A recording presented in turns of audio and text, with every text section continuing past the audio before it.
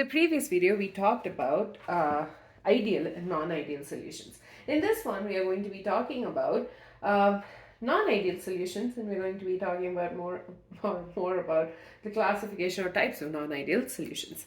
So there are two types of non-ideal solutions: those which show a positive deviation from Raoult's law, and those which show a negative deviation from Raoult's law. So basically, it all boils down to the interactions between the various types of molecules. And do not be alarmed by the way I've drawn these graphs. It's been a long day and I apologize. And this is the exact same graph in your textbook, although in your textbook it looks much prettier than what it is over here. Okay, so let's take a solution, or let's take two substances, A and B. Okay, so we know the interactions in the molecules is also one more thing before I start. It would make sense if you know about Raoult's law, and there is a video in which I uploaded a while ago about Raoult's law, and I would highly recommend you going back to it, understanding it, and coming back here. That would help make this go much more easier. Now, obviously, when A and B are mixed together, you will have something called as AB interactions. Okay, so actually, let's change this. Okay, so A and B are going to get mixed and you will have AB interactions. Okay, now the main difference between positive deviation and negative deviation is this interaction. Okay, in positive deviation, the strength of this interaction, so the strength of the AB interaction is less than AB is less than that of AA and BB. So what this means is that, let's say you have like a couple of A and A interactions, and B interactions are much more stronger than the AB interactions. Okay, so there is going to be a break in between these two, and then it is going to form a new type of interaction where AB is less weaker than that of AA and BB. Now, because it is weaker, it is easy for the molecules to go from liquid to vapor phase. Okay, so because it's easy for it to go from liquid to vapor phase, there is obviously going to be a change in vapor pressure. I will repeat this again.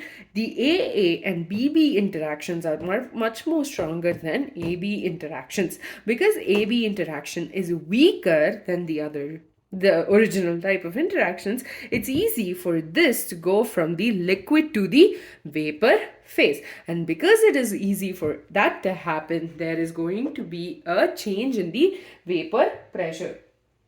So because of this change in vapor pressure, there is a positive deviation because the vapor pressure is going to be higher for this. So PA will be greater than PA not XA, and PB will be greater than PB not XB. Basically, the vapor pressure is going to be greater than that of the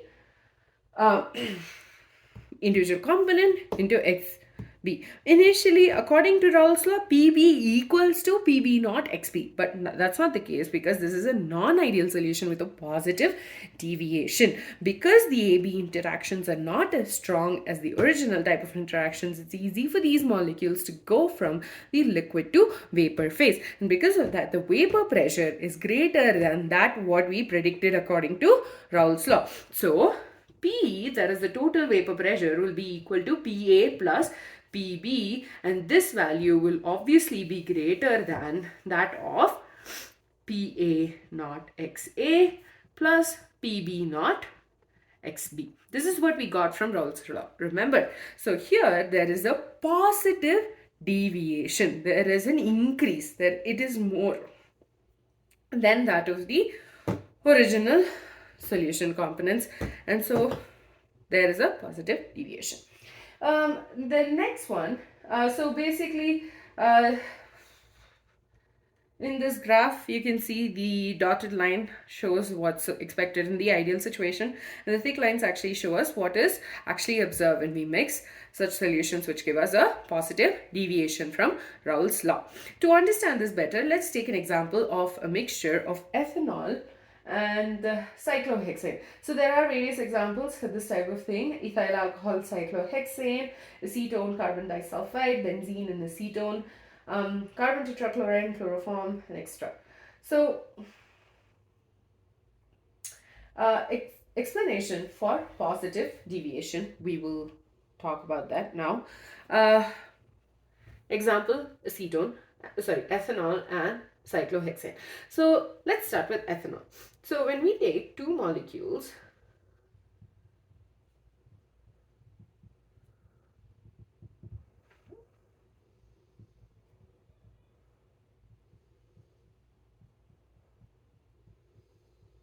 so between two molecules of ethanol, there is something called as a hydrogen bond that exists. Okay, this is an intermolecular hydrogen bond.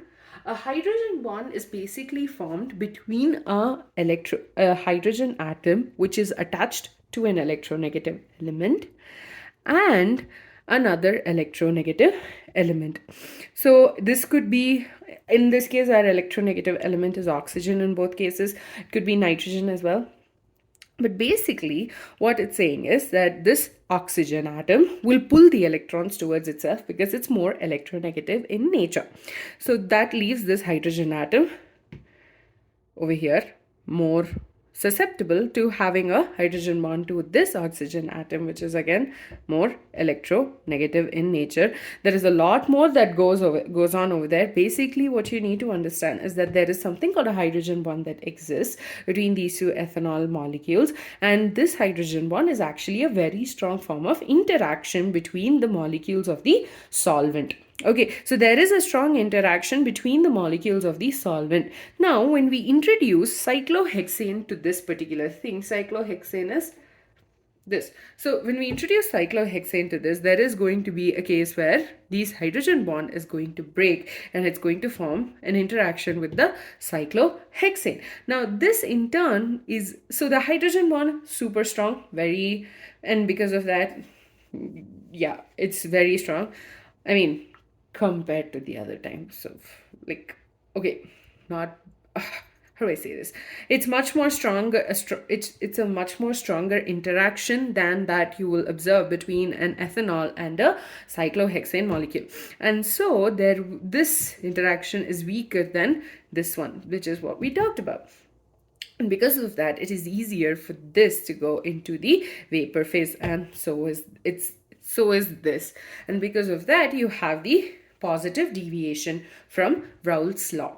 And because so if you observe, this bond is weaker than the other one, so there is a bond, like the attractive forces is stronger between the molecules of the respective solvents, and because of that, the enthalpy of mixing is going to be positive. And so this particular, when you mix these two liquids, it's an endothermic process. Also, there is a decrease in the magnitude of the intermolecular forces between this and this, obviously, and because of that, there will be an increase in the volume. So delta H mix is equal to positive, and same is the case with delta V mix, which is also positive, because this is endothermic, and since the interactions are weaker in case of AB, the volume is going to be higher for AB. The next one is negative deviation. The negative deviation is obviously going to be the opposite of positive deviation. So in this case, AB interactions are going to be stronger than AA or BB. And because of this, since they are going to be held so much closer to each other, it is very difficult for the liquid to get into the vapor phase. So there will be a decrease in vapor pressure. So PA will be less than PA naught XA, and PB will be less than PB naught XB, because these two are able to hold, like, they're they want to be in the solution phase instead of going to the vapor phase. Because of that, the vapor pressure is going to be less compared to what we would expect in an ideal case, which is why you have the thick and dotted lines. Dotted lines represent an ideal situation, whereas the thick lines represent the negative deviation from Raoult's law. So obviously P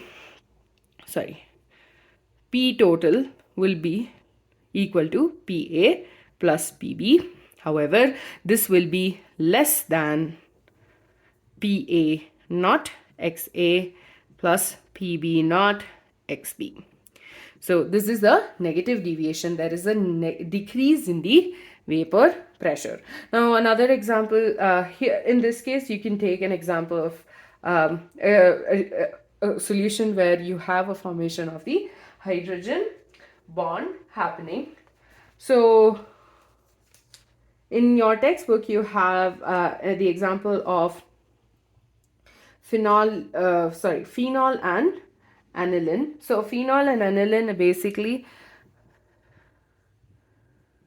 OH, and then you have aniline, which is NH2. So there is a hydrogen bond formed between the hydrogen atom and the electronegative atom. So the phenolic proton, so the proton over here, that is this proton, has a hydrogen bond formed between this, and this in turn means that they are getting held closer together, and because of that it's difficult for them to escape into the vapor phase. Now because the interactions between the solution is going to be stronger, delta V mix is going to be negative because they're going to get held closer together. Another thing, because new bonds are formed, or rather a stronger interaction is being formed between the molecules.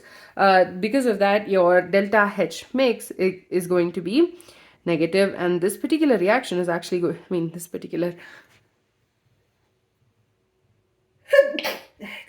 this particular thing is going to be exothermic in nature. So with that, we're done with positive and negative deviation. Essentially, it boils down to the fact that there is a difference in the intermolecular attraction between the molecules of the solution. So in case of a positive deviation, the AB interactions is weaker than that of AA and BB, whereas in case of a negative deviation, the AB interactions are much more stronger than AA and BB. Basically, if you understand one, and if you understood one, the other one's just the opposite. Okay, if for some reason this makes more sense to you, this is obviously going to be the opposite of this. So basically, because the molecules are going to get farther apart and it's easier for them to escape into the vapor phase, there is a positive deviation observed in the vapor pressure. So PA will be greater than PA naught XA, and PB will be greater than PB naught XB. And so the total vapor pressure which is going to be observed above the solution will be greater than that of what we actually predicted using Raoult's law. Another thing, the delta H mix is going to be positive and delta V mix is going to be positive as well, because there is, again, it boils down to the fact that this is weaker than this and this. On the other hand, the negative deviation, you have AB, his interactions are much stronger than AA and BB. So PA, the pressure of A, so basically they are held closer together, and so they do not want to go into the vapor phase, and because of that, the vapor pressure above the solution is going to be less than what is predicted by the Raoult's law. That is exactly what we're talking about. So PA is less than PA naught XA, and PB is less than PB naught XB. So the total vapor pressure will be less than that of what is predicted, and delta mix V is going to be negative because the interactions are stronger, and so they want to get closer together. And this particular this particular process is exothermic in nature because of the formation of